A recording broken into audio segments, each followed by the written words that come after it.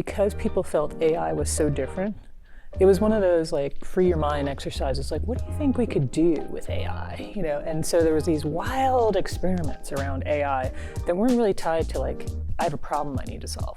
There's so many models in there now, and they change so fast that it's hard to know what model to use and when. I still think that that's a problem in the industry that we need to solve, is around the evaluation tools. The question is, are we really going to fully deliver on the value proposition of what we're hearing? And the answer right now is You are listening to the AI with Maribel Lopez podcast, or AI with ML. If this is your first time listening, thank you for joining. The AI with Maribel Lopez podcast is brought to you by the Data for Betterment Foundation.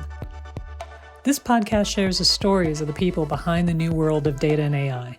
What are they creating, and why does it matter? If you like this episode, please subscribe so you can easily find the podcast again.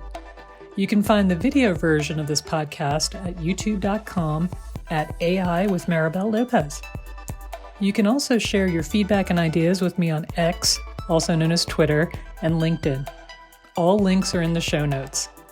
Extended show notes, episodes, and transcripts can be found at lopezresearch.com/podcast. I hope you'll enjoy the show. hello and welcome to AWS reInvent Podcast. I'm Maribel Lopez from the AI with Maribel Lopez podcast, and I'm here with Zeus Caravella. I'm Zeus Caravella from ZK Research, and I have my Zcast podcast. And we decided to do a joint podcast today because there was so much going on, and it's actually just way more fun to talk to someone as opposed to just staring into the camera for 20 minutes and pontificating on the future of technology. So here we are, bright and early in the morning in Las Vegas. And it has been a pretty intense show in terms of innovations and announcements. An extremely long keynote yesterday. So much news. So much news. A lot of great news. So why don't we just kick off? And I'm going to ask you, what was one of your favorite things about yesterday? Yeah, there was a few. I think maybe the most notable one for customers would be the P6 instance of EC2, which brings Blackwell into the compute family of AWS resources. And I think why that's important is because there's certainly a lot of demand for Blackwell. When you look at NVIDIA's numbers, it's all they talk about is Blackwell demand. But most of what NVIDIA sells is the hyperscalers, leaving a very small piece of it available to enterprises. And frankly, it's pretty expensive. Yes. Right? So unless you're not going to go to the grocery store and pick up a Blackwell and take it home with you. And, but what I think what AWS is really good at is democratizing technology like that. And so now if you're an enterprise and you want to even experiment with Blackwell, you don't have to go buy a DGX server or something like that. You can just use it out of the cloud. And I think that's the best way for customers to get their feet wet with it. And I think, for that, so that to me, that's the core of what AWS does, right? They do compute in the cloud. I think one of the things that I think is underappreciated about AWS is they run more NVIDIA workloads than anybody out there. And so if you're a company and you're looking at AI and you want to run NVIDIA, AWS has been the place to do it and continues to be. Yeah, so I think one of the things that's great about that, what you mentioned, is when we're looking at performance, cost, there are a lot of decisions to make and trying to figure out which workloads go where and what's the best technology for that. And so having the option to go all the way up to Blackwell and to try to figure out what that would work for in your use cases, I think is really important without you needing to go stand it up yourself.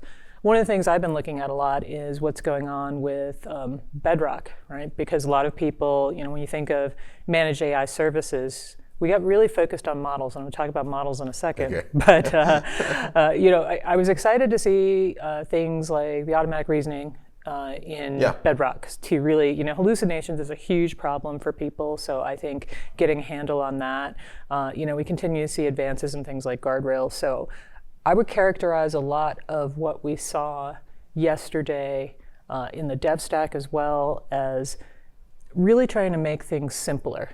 So I think, a lot of times you go to these things and it's like, what's the big bang innovation? Yeah. Well, there was no big news, right? But everything got better, yes. Right? And although I did think, I like Bedrock and I like their open approach to models and the fact that you can pick and choose.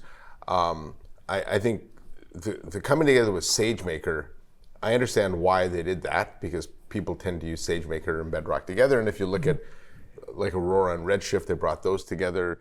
Even Amazon Q was a collection of queue-like things before that they rolled up under it. But I had a one-on-one with them yesterday. And I did find kind of SageMaker Bedrock in that relationship confusing, because there's Bedrock, and then there's Bedrock you access through SageMaker, and then there's AI SageMaker. And so SageMaker seems to have become this overarching umbrella that has some SageMaker things, some Bedrock things, but you can still buy them independently.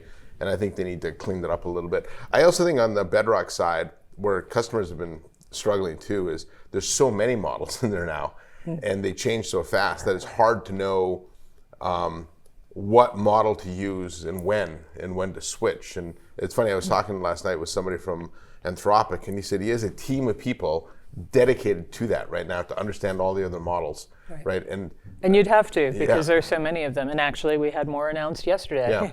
We had Nova. We had the concept of really trying to take the right size model for the right size workload, which I think gets back to what you were just talking about. And I think from an enterprise buyer side, the evaluation of that, like how do you do the evaluation? People all say that they have some evaluation tools for you, but do they really? So I still think that that's a problem in the industry that we need to solve, is around the evaluation tools. Speaking of confusing, I think we have co-pilots and we have Q, assistants. I still think that in the landscape, that's very murky for people to understand, what that does versus what an agent does. Yeah. Is an assistant an agent, or the agent's very discrete and specialized? So I went to the session yesterday with New York Life. Yes. And you were in that, right? Yeah. Yeah. Good session. And he was talking about they're building their own, but then they also, every app now has its own assistant. And I asked one of the questions, it was, when you look ahead, do you really want an environment where you've got an agent per application? And he said what he envisions is you'd have this tapestry of agents, and then you'd have to navigate through them to understand which one to use. And to me, that's a very confusing place to work. And I don't think we're going to have an agent of agents, or maybe we will one day. Well, okay, so this is a really interesting point, because this gets to the point of we've got agents, then we're supposed to have multi-agent orchestration, which was one of the things they spoke about in Bedrock. But I don't think we get the Lord of the Rings, one agent to rule them all kind of thing. Or right? just like we want to have one model to rule them all either. Yes, right. Yeah. So that is, I think that is a technical area that's going to require a ton of work. I mean, the agent landscape in general and agentic systems, if you spoke to Google, if you spoke to IBM, if you spoke to AWS, they all have a slightly different take on what it means to have an agent, to roll out an agent. Some of them are much more discrete. Some of them are almost close to full workflows. There is a concept of orchestration, but people may or may not have their own tooling for that. So complicated. Yeah, so the confusing part about that for workers is right now, the agents are built in a way that you pull. I go to Copilot and I ask it a question, right? They're rapidly moving to being more proactive, where they're going to alert you when you need to know something. And versus autonomous, which some people try to go all the way to autonomous, right? Autonomous would be okay because it'd take care of things. But if I enter a world where I'm constantly being pushed messages from different agents telling me to take action, some of them are going to be conflicting, some of them are going to overlap, and I'm going to have so much noise, right, from AI that I'm not really sure how workers are going to adapt to that. And I think it's, I'm sure we're going to solve it all, and I think it creates a better environment. But I do think that's confusing. And on the AI side too, I've asked. I was on the Expo Hall yesterday, and I was talking to some customers, and it just kind of confirmed a lot of what I've already seen. Is while the hype around AI is still really high, and while the number of companies, it shows 95% are kicking the tires on AI, they're still just kicking the tires. And moving them POC to production has been very slow difficult at this point. I do think automated reasoning and the guardrails help that. I think about a third of customers I talk to, governance is still an issue. It was where they get bogged down. So I do think AWS has addressed a lot of those issues here that wind up being roadblocks. Because frankly, that's where they should be focusing. It's not super exciting, but it is necessary.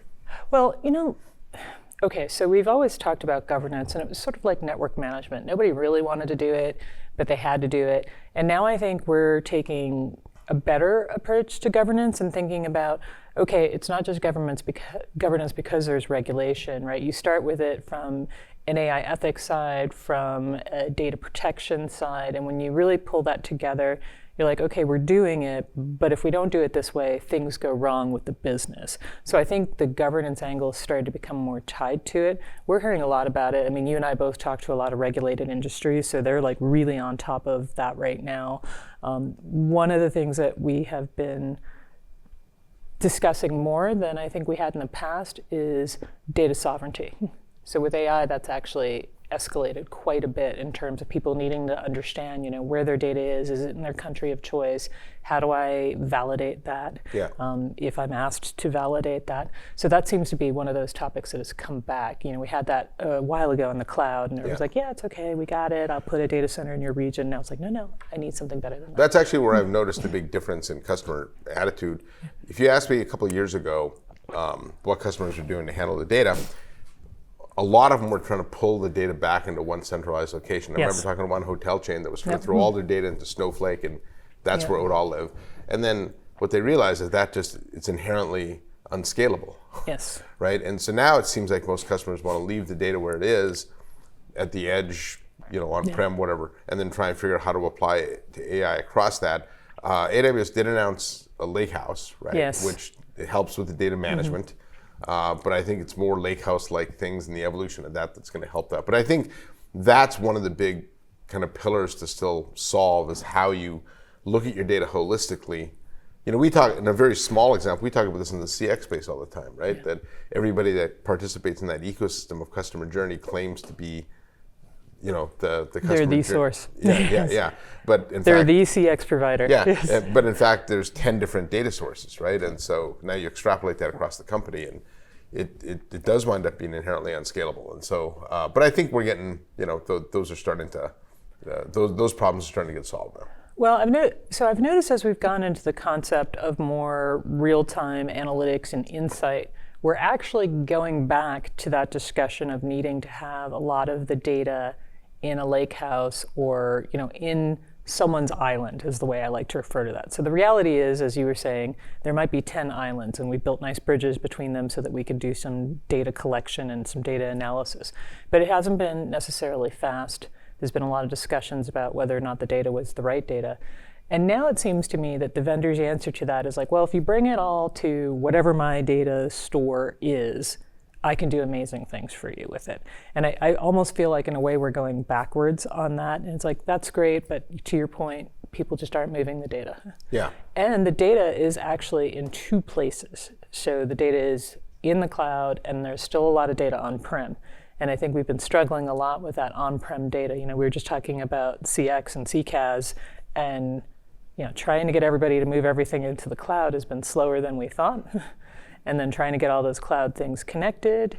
I think that's a big challenge. I think we underestimate when a vendor says, I can do the whatever, where they expect that data to live for them to deliver you that whatever is usually in whatever data store, wherever they are in the cloud or on-prem. Well, especially for the large large multinationals. Yeah. Right? I mean, those companies are not moving their data. No. Right? No. So you have to go to where that is. Yeah. So the question is, are we really going to fully deliver on the value proposition of what we're hearing? And the answer right now is mostly, for some apps, if you put all the data in the right place. And then we have the latency issue. It's like they can connect to, say, on-prem data if you're a cloud provider, but are you going to get the same type of real-time dynamic nature that we were talking about? Or are you going to be hitting the button a lot as the user saying, it's not answering, Q's not answering me? Yeah. But that's why a lot of the projects are bogged down to the point where they are, right? Where you can get them into pilot phases, but moving them forward from there.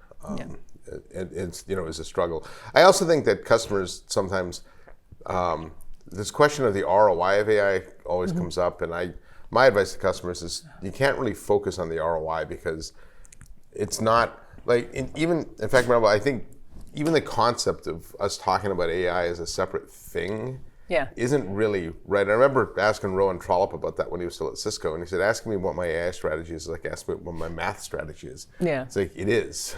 Yeah. Right? And I think eventually we'll be at the point where, what did Adam say in his keynote? That In fact, I thought one of the interesting things that he did was he introduced inferencing as the fourth application building block, right? Where that gets built into every application, every service that you use, and we stop thinking about AI as like a separate thing.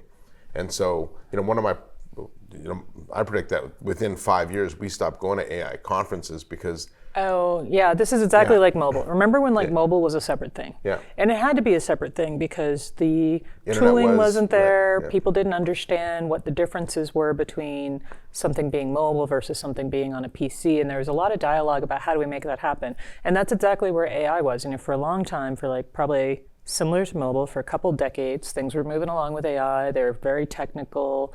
A lot of people didn't have access to it. We've kind of inverted that when we went to Gen AI because we had much more natural user interface. People could see the value, then all of a sudden we wanted it. But to your point, it's getting dropped in every application, in every service. And it's kind of like air. Like even if you say you're an analyst covering AI, it's like, well, what does that even mean? Yeah. Because AI is in everything. So you have to have AI for something. I'm either looking at how developers use AI to do coding, or I'm looking at how people use AI in CCaaS for customer experience. You can't just do AI anymore. So you're right, that'll be fundamentally different. And the model thing, that was the other thing. Because remember we went from it being AI being all machine learning to then all of a sudden like the only thing, we were talking about chips with NVIDIA. Yeah. And then we went from talking about chips to just talking about models. And then there became so many models. We're like, okay, so now we're on the other side of that, talking about how do we take all that infrastructure and make it into something that I can use. Your ROI point is really interesting. And I'm going to ask you one more question about sports in a second, because I know you're the sports guy and I want to talk to you about what you saw with sports. But I think the issue that we've had with ROI is because people felt AI was so different. It was one of those like free your mind exercises, like what do you think we could do with AI? And so there was these wild experiments around AI that weren't really tied to like, I have a problem I need to solve. Yeah. And now I think, the concept of ROI right now is linked to a problem, which is like the most basic thing you could say to anybody and they go, well, duh. Having said that, that's not how they originally approached it. So now if they say, hey. No, you're right. I was in the banking industry before I was an analyst, right? I was an IT person there. And we got asked all the time about the ROI of online banking and things. And it's not like, in today, you wouldn't bank with a bank that doesn't have online banking. Right. And so trying to prove that ROI is a meaningless effort because it's just a service that you have. Yeah. And I think one of the interesting aspects is how do you adjust work?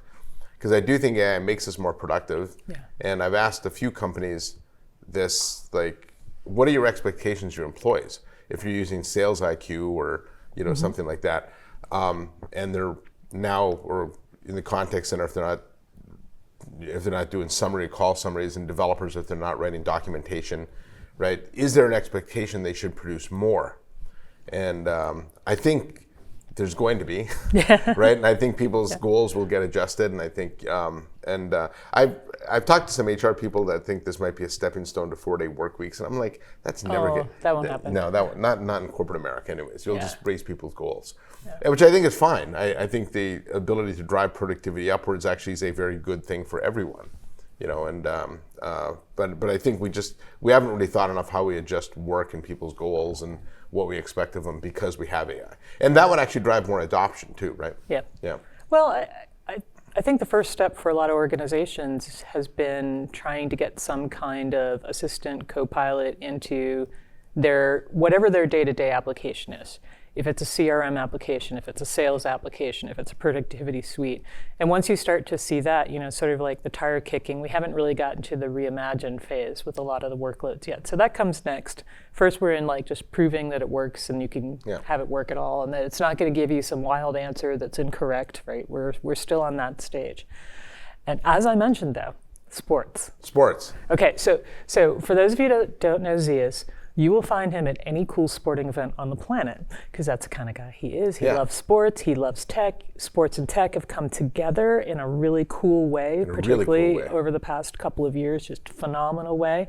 So tell me about sports tech and AWS, because that was a big theme yesterday and Monday as well. Yeah, so they're if you go to Caesars Forum, they have their sports forum, which is big showcase of a lot of the leagues and different sports they work with and things that you can do. And it is fundamentally changing sports. And I think from a fan-facing perspective, one of the interesting aspects of AI is that AI allows the untrained eye to see what the trained eye does.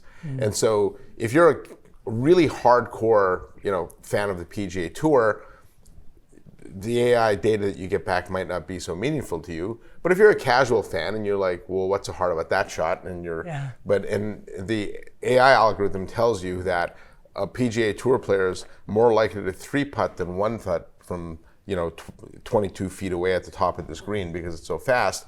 Now you have a little bit of inherent knowledge that maybe only the caddy and the player would have, and it adds a little tension to understanding how difficult that shot is, and now you're more invested in watching it. And so you can do that across different sports.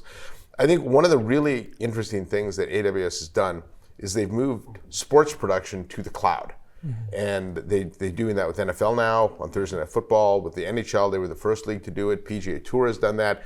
And so now you can create really different experiences with a cloud-delivered streamed experiences. Like the other night, I hopped onto Thursday Night Football and I got on late.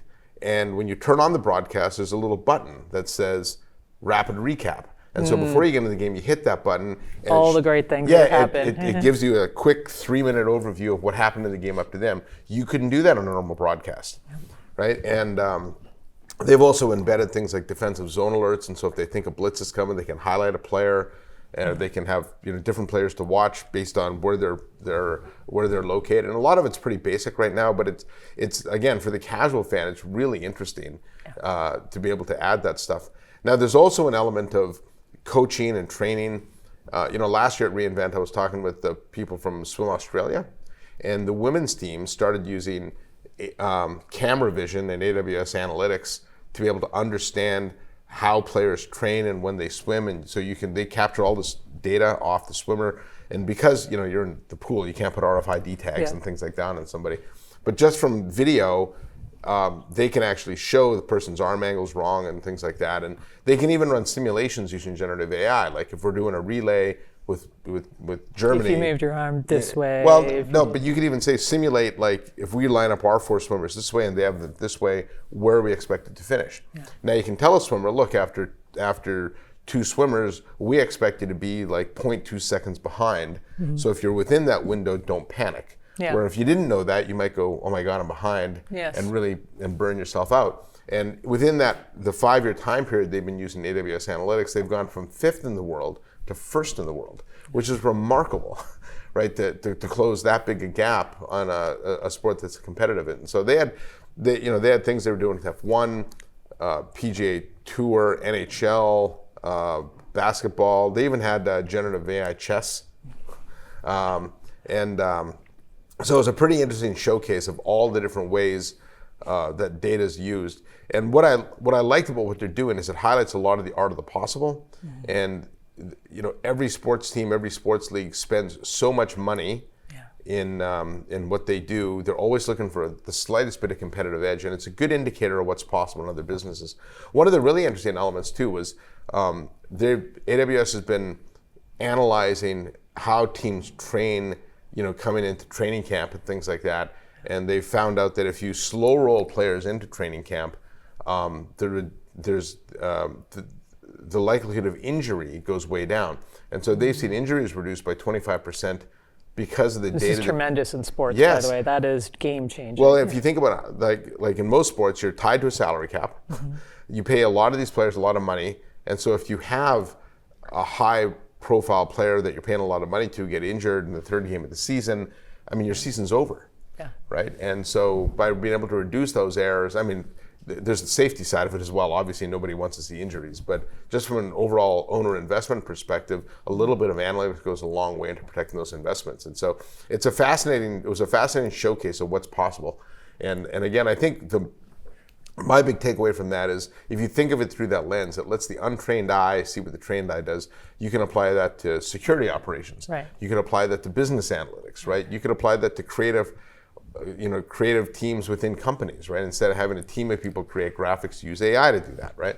And so it's a good, it really did help you understand what's possible and then be able to apply that to different aspects of business. So one of the things I love about what you said that I think is really important for organizations to understand is, if we think about, say, we've been talking about the new fan experience way back in the wireless days, and it was just all about connecting you and being able to give you video and things of that nature, right? And then you moved that forward, and you could collect a lot of data, but you needed a lot of specialized hardware. Players were wearing clothing that had special sensors in them, and that data had to be translated, and it was difficult to get the data. You obviously had a lot going on in racing.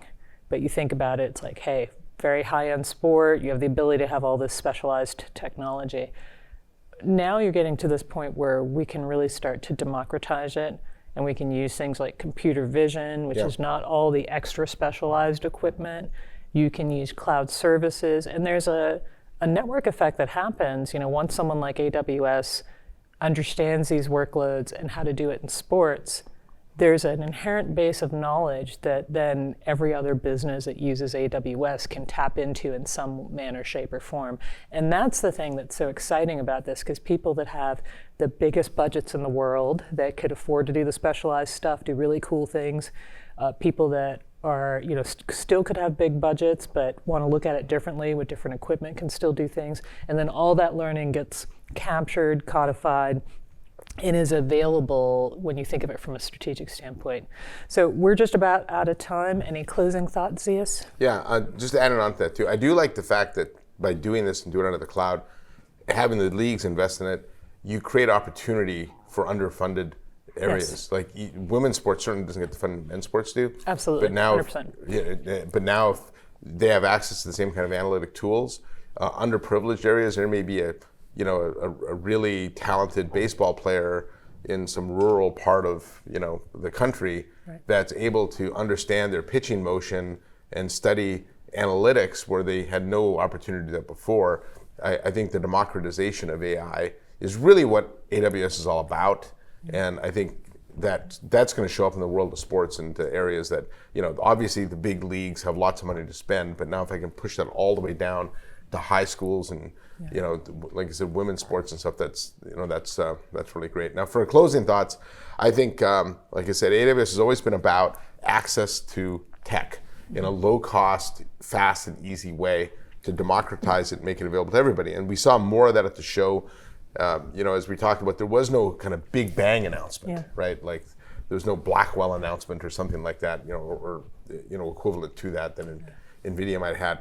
But it was a lot of little things that help customers move the needle forward on AI. And frankly, I think the industry needs that right now, because we've got a lot of companies, as we talked about, having pilot projects that are stuck. So I think this was the show that maybe these announcements can help them get unstuck. Yeah, it was make it simple, make it secure, make it performant, make it cost effective, just make it work. So I think that's where we were, and to your point, that's a great place to be. Yeah. Zeus, thanks for sharing my time. No, thank you.